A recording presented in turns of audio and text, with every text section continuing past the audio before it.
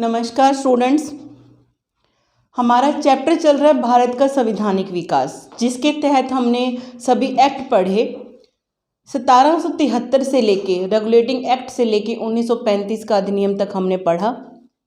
आज का जो हमारा विषय है पढ़ने का, संविधान बनने का प्रोसेस के बारे में हमने जानना है। The making of Indian constitution, the process of Indian making constitution हमने जानना है।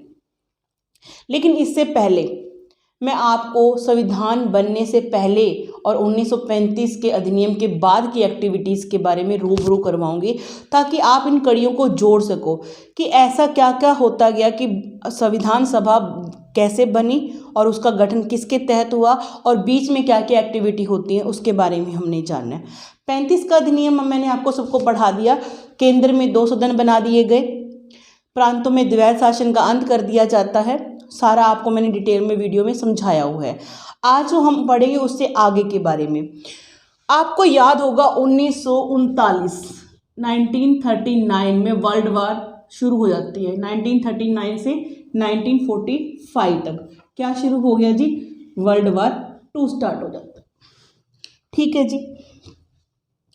इससे पहले 1938 में 1938 में इंडियन नेशनल कांग्रेस की तरफ से पंडित जवाहरलाल नेहरू एक घोषणा करते हैं कि जो संविधान सभा का गठन है वो किस आधार पर होना चाहिए? वैश्विक मताधिकार के आधार पे होना चाहिए और इसमें कोई भी भारी हस्तक्षेप नहीं होना चाहिए। औपचारिक डिमांड रख दीजिए और ब्रिटिश सरकार ने इस डिमांड को मान भी लिया। 1940 में इसी को क्या बोलते हैं? अगस्त प्रस्ताव। अगस्त प्रस्ताव के नाम से ये स्वीकार कर लिया जाता है क्या? कि जो संविधान सभा बनाई जाएगी वो वैश्विक मताधिकार के ऊपर बनाई जाएगी, बाहरी हस्तक्षेप नहीं होगा। किसने डिमांड रखी? पंडित जवाहरलाल नेहरू ने। कब रखी? 1938 में। मान लिया गया ब्रिटिश सरकार के द्वारा। कब? 1940 में। 1940 में ही एक घटना और होती है।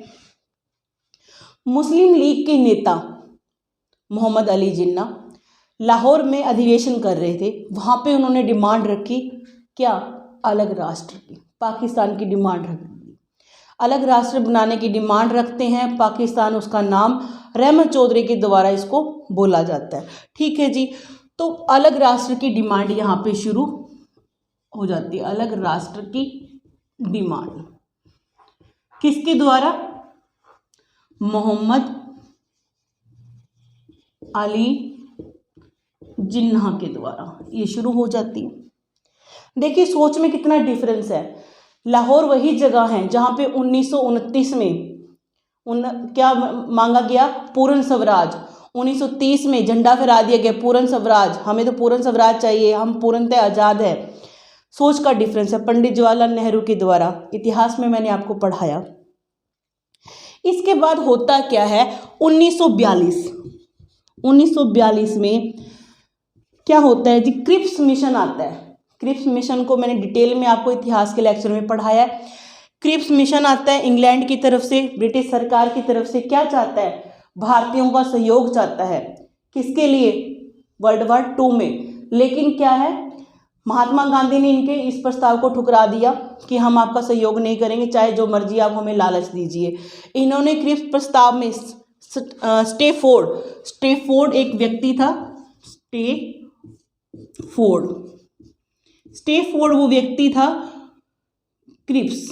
स्टेफोर्ड क्रिप्स जिसका एक सदस्य था, हेड था।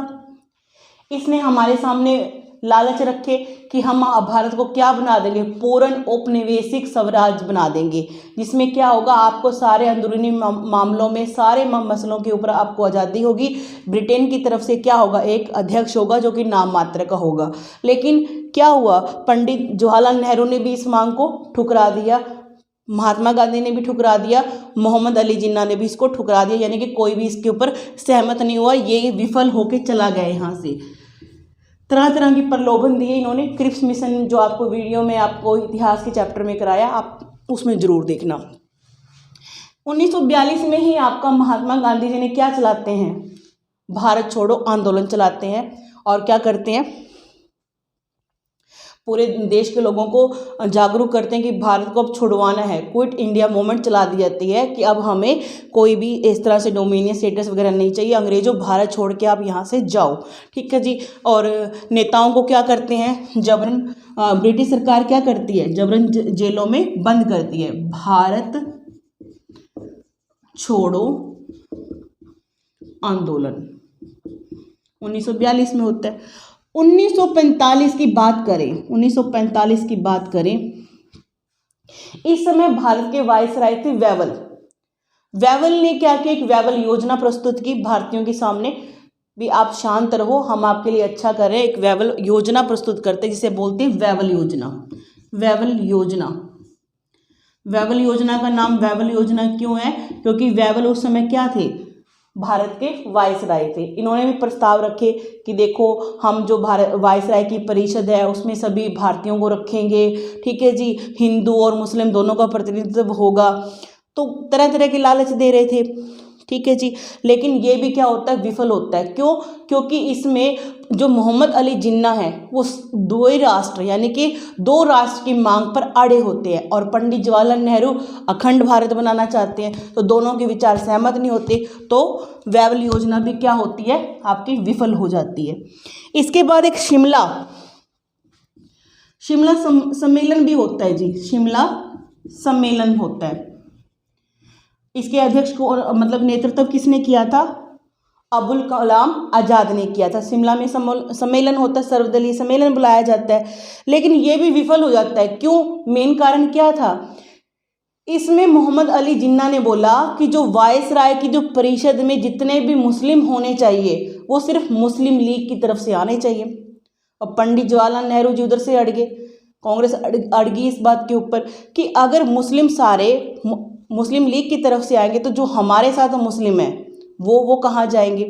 तो मतलब अगर ऐसा होता है तो इंडियन नेशनल कांग्रेस क्या है, एक हिंदू धर्म की संस्था बन के रह जाएगी, है ना। तो इन्होंने क्या किया, शिमला सम्मेलन भी विफल। और ये कब होता है, 25 जून को, ये भी विफल हो जाता है, ठीक है जी। इसी दौरान सेकेंड वर्ल्ड वार 1945 खत्म होता है, वहाँ पे सरकार बनती है लेबर पार्टी की। लेबर पार्टी के जो अपने क्लेमेंट एटली है वो पीएम बन के आते हैं। क्लेमेंट एटली ने भारत की उस टाइम पे परिस्थितियों को देखते हुए एक मिशन बनाया, मतलब एक ग्रुप बनाया 3 लोगों का, कैबिनेट मंत्री बिठाए, उसके अंदर कौन कौन थे, क्रिप्स, अलेक्जेंडर और लॉरेंस। ये बातें मैंने आपको कड़ी इसलिए जोड़ी आपके साथ इसके साथ में कि कैसे हम प्रोसेस के अंडर संविधान सभा बनाने तक पहुंचेंगे, आपको ये ध्यान में रखना है, ठीक है जी।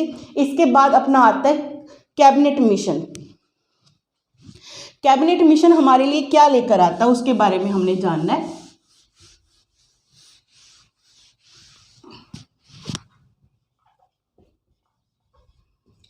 कैबिनेट मिशन 1946, ठीक है जी। सीधे सीधे 1 लाइन में क्वेश्चन बनते हैं यहाँ से, कैबिनेट मिशन कब भारत आया, 1946 में आया। जब कैबिनेट मिशन भारत आया तो उस टाइम ब्रिटेन के पीएम कौन थे भी, क्लेमेंट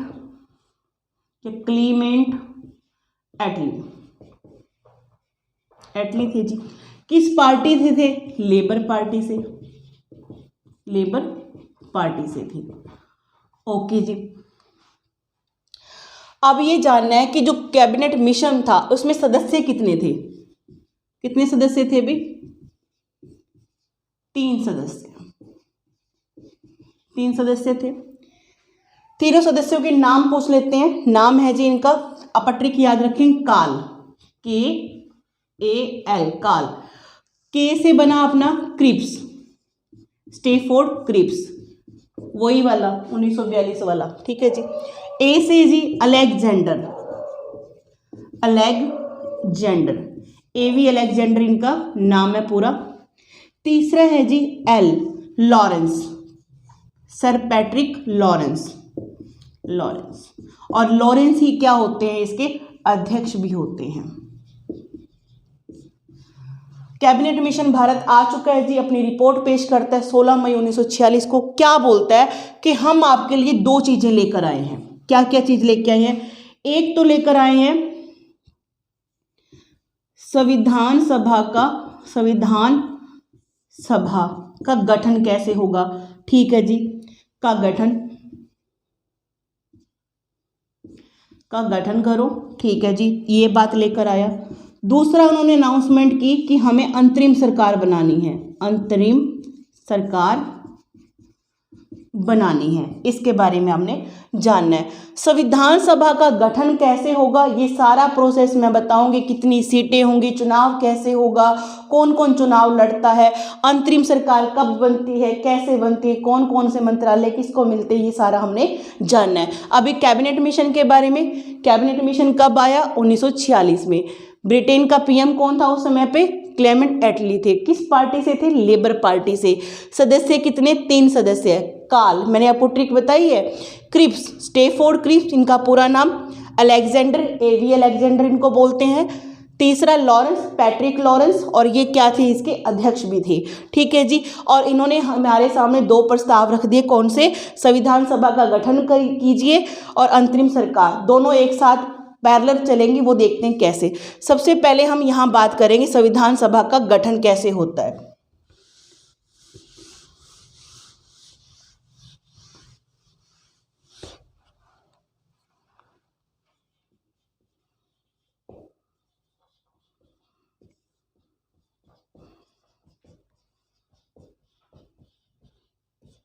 संविधान सभा का गठन, संविधान सभा के गठन के लिए कैबिनेट मिशन ने बोला 389 मेंबर चाहिए। कितने मेंबर होने चाहिए भाई? टोटल मेंबर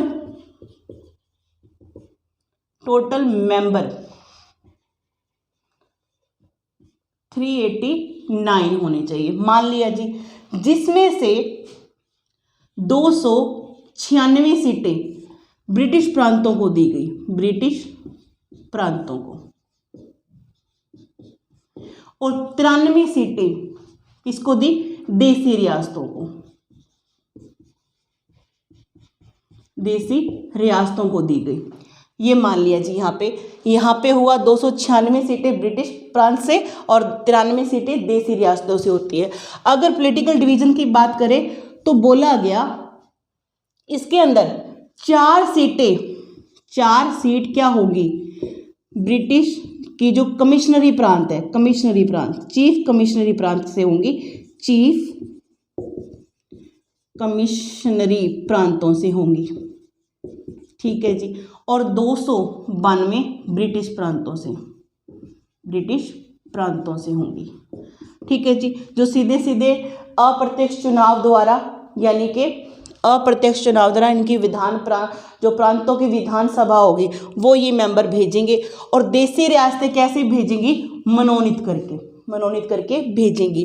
अब हम धर्म के आधार पर बात करें तो 296 में से धर्म के आधार पर, मतलब कि जो सीमित अधिकार क्षेत्र बनाया उसमें से बोला गया कि 79 ये कौन होने चाहिए? मुस्लिम।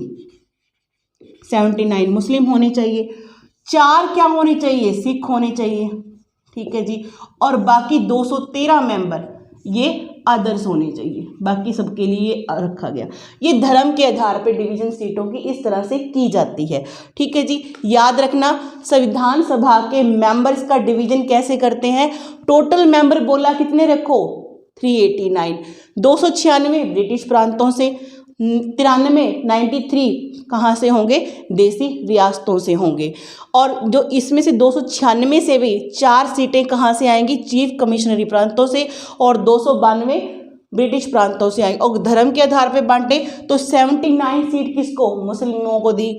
4 किसको दी? सिखों को दी। 213 किसको दी? अदर्स को दी जाती हैं।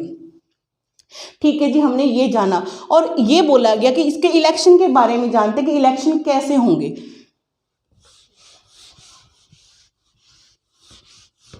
इनका इलेक्शन कैसे होता है वो देखते हैं।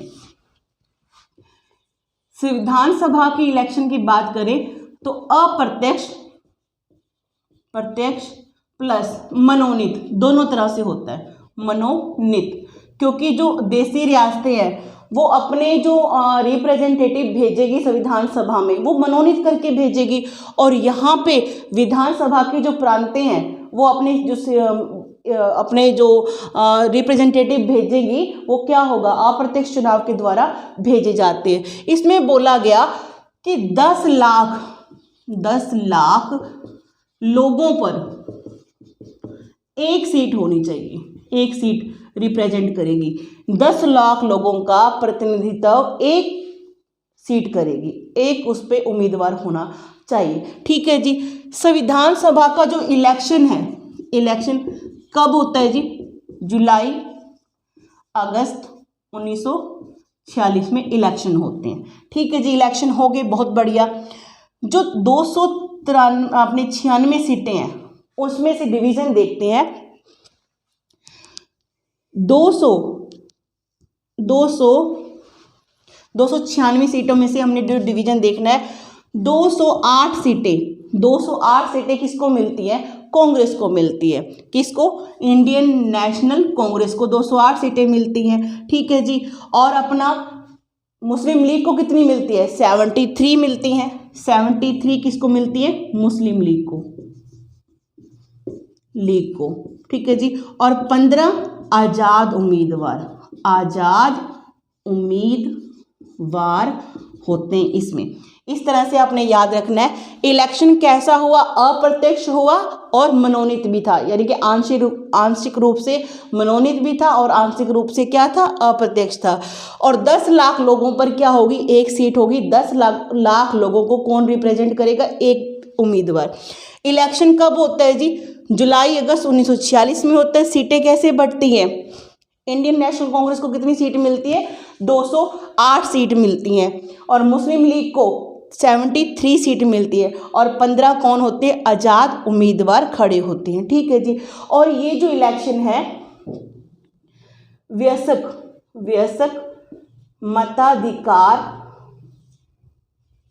मताधिकार के अनुसार होता है। ठीक है जी। और इसमें आप ये देखो, एससी को, एसटी को, वीमन को, पारसी, सिख, सबको क्या मिलता है? रिप्रेजेंटेशन करने का मौका मिलता है। और यहाँ पे औरतें भी होती हैं। कितनी औरतें होती हैं भाई संविधान सभा में? 15 औरतें होती हैं, जो मैं क्या आगे आपको करवाने वाली हूँ। इसमें किसने पार्ट नहीं लिया? एम के गांधी ने, महात्मा गांधी ने पार्ट नहीं लेते। ठीक है जी। और आपके मोहम्मद अली जिन्ना नहीं पार्ट लेते, इसमें जिन्ना भी पार्ट नहीं लेते। और एक देसी रियासत हैदराबाद भी इसमें पार्ट नहीं लेती। कई बार क्वेश्चन 1 लाइनर में आता है कि कौन सी देसी रियासत ने संविधान सभा के इलेक्शन में पार्ट नहीं लिया, तो किसको बताओगे आप? हैदराबाद को। और 2 ये प्रमुख नेता, इन्होंने भी पार्ट नहीं लिया, दूर ही रहते हैं। ठीक है जी, ये आपने देखना है। इसके बाद हमें जो जानना है, एक 1 लाइनर क्वेश्चन ऐसे भी आते हैं कि जो फीमेल है, कितनी सीट होती है संविधान सभा में? फीमेल को 15 सीट मिलती हैं जी, इसमें संविधान सभा में। ठीक है जी। और एससी को कितनी मिलती हैं? एससी और एसटी को 36 और 26, सॉरी यहाँ पे आएगा, एससी को 26 और एसटी को 33 सीटें मिलती है। ये आपने ध्यान में रखना है बात को। ठीक है जी, आगे पढ़ते हैं इसके बारे में। ये आपने अपना सारा नोट कर लेना। 1 लाइनर क्वेश्चन में 1 मार्क्स वाला क्वेश्चन सीधा सीधा यहाँ से पूछा जाता है।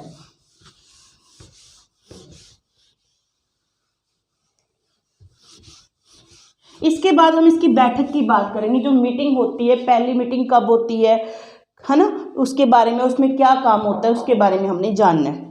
देखिए जी, संविधान सभा का गठन में जो फर्स्ट मीटिंग होती है, फर्स्ट मीटिंग, ये आपकी होती है जी 9 दिसंबर 1946 को।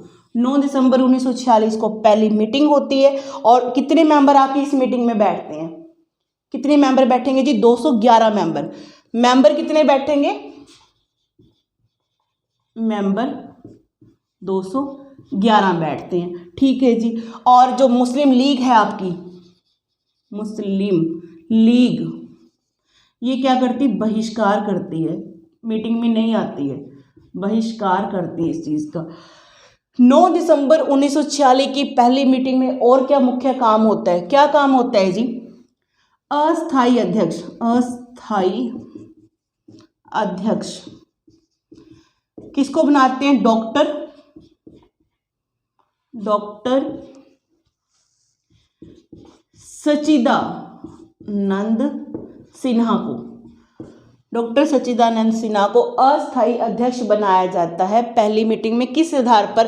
सीनियोरिटी बेसिस पे, वरिष्ठता के आधार पर इनको बनाया जाता है। आपने ये चीज़ को ध्यान में रखना है, ठीक है जी। दूसरी जो मीटिंग होती है जी, सेकंड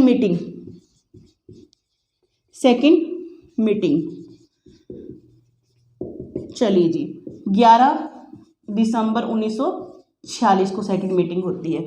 आप सबको समझ में आ रहा है? जो क्लास में ऑफलाइन बैठे हैं वो प्लीज़ आप नोट करते रहिए, जो ऑनलाइन बैठे हैं प्लीज़ आप इन चीज़ों को नोट कर लीजिएगा। अलग से कोई पीडीएफ मैं इस चैप्टर की अभी नहीं प्रोवाइड करने वाले, लेकिन प्रोवाइड कर दी जाएगी, ठीक है जी। तो 11 दिसंबर 1946 को सेकेंड मीटिंग में क्या होता है? इसमें जी परमानेंट या स्थायी सदस्य, स्थायी अध्यक्ष बनाया जाता है। किनको? अध्यक्ष चुना जाता है, चुने गए। कौन? डॉक्टर राजेंद्र प्रसाद, ठीक है जी। 2 अध्यक्ष ये बनाए गए। इसके साथ ही 2 उप अध्यक्ष भी बनाए जाते हैं। उप अध्यक्ष कितने बनाए जाते हैं? 2। ये क्या है? अध्यक्ष हैं इसके, अध्यक्ष। और क्या है? 2 उप अध्यक्ष बनाए जाते हैं। किसको बनाते हैं? HC, एक है आपके HC मुखर्जी, HC मुखर्जी, ठीक है जी। दूसरा बनाते हैं VT कृष्णमचारी।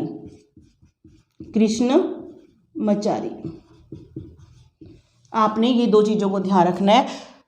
11 दिसंबर की मीटिंग में एक अध्यक्ष बनाए जाते हैं परमानेंट। कौन? राजेंद्र प्रसाद को, ठीक है जी। 2 बनाए जाते हैं क्या? उपाध्यक्ष। कौन किसको? HC मुखर्जी को और VT कृष्णमचारी को जी को बनाया जाता है। इसके बाद जो तीसरी मीटिंग होती है, थर्ड मीटिंग, वो कब होती है आपकी? ये होती है 13 दिसंबर 1946 को। इस मीटिंग के तहत मेन काम क्या होता है? पंडित जवाहरलाल नेहरू ऑब्जेक्टिव रेजोल्यूशन पेश करते हैं, प्रस्ताव को पेश करते हैं। क्या करते हैं? उद्देश्य प्रस्ताव पेश करते हैं कि जो हम संविधान बनाने जा रहे हैं उसका क्या उद्देश्य है। इसका उद्देश्य का पेश किया इन्होंने कब? 13 दिसंबर 1946 को। जो आज का हम अपने संविधान में प्रियम्बल देखते हैं ना, वही प्रस्ताव उसी को पेश किया गया था यहाँ पर। और मान कब लिया गया, मतलब पास कब कर दिया गया?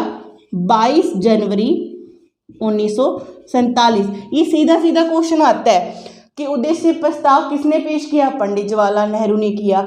कब किया? 13 दिसंबर को किया। और पास कब हो गया जी? 22 जनवरी 1947 को। तो ये मुख्य बातें हैं, आपने इन चीज़ों को ध्यान में रखना है, ठीक है जी।